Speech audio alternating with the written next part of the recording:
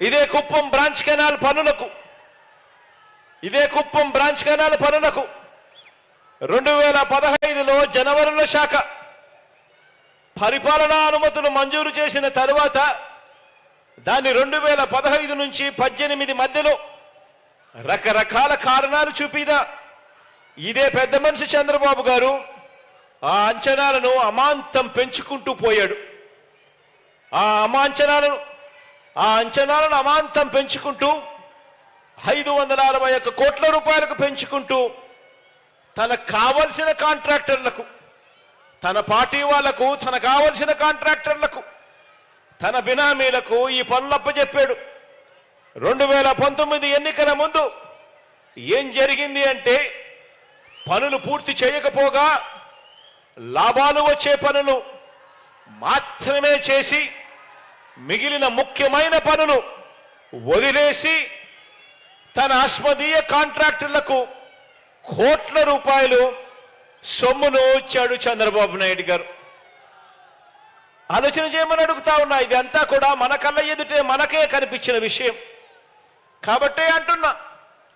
కుప్పం పలమనేర్లలో 4 లక్షల ప్రజలకు నీరందే కాలువ కాకుండా చంద్రబాబు జోబులేకి నిధులు పారే కాలువగా ఈ కుప్పం బ్రాంచ్ కెనాల్ను తన సొంత నియోజకవర్గంని కూడా ఉపయోగపెట్టుకున్నాడు అనంటే ఇంతకన్నా అన్యాయమైన వ్యక్తి ఎక్కడైనా రాజకీయాలలో కనిపిస్తాడా అని చెప్పి ఆలోచన చేయమని అందరినీ కూడా కోరుతా ఉన్నా.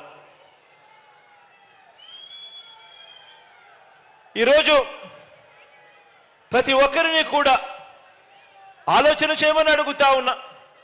ఇంత అన్యాయపు నాయకుడిని, తన నియోజకవర్గ ప్రజల్నే దోచుకున్న ఈ నాయకుడిని, తన నియోజకవర్గానికి శాశ్వతంగా దాహార్తిని కూడా తీర్చని ఈ నాయకుడిని ఇంతకాలం భరించిన ఈ కుప్పం ప్రజలందరికీ కూడా మీ సహనానికి, మీ మంచితనానికి నా జోహార్లు అని చెప్పి ఈ సందర్భంగా చెప్తా ఉన్నా.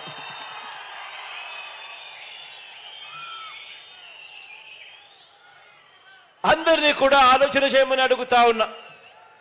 ఆలోచించండి. ఎవరి వల్ల కుప్పానికి మేలు జరిగింది అన్నది ఆలోచన చేయండి.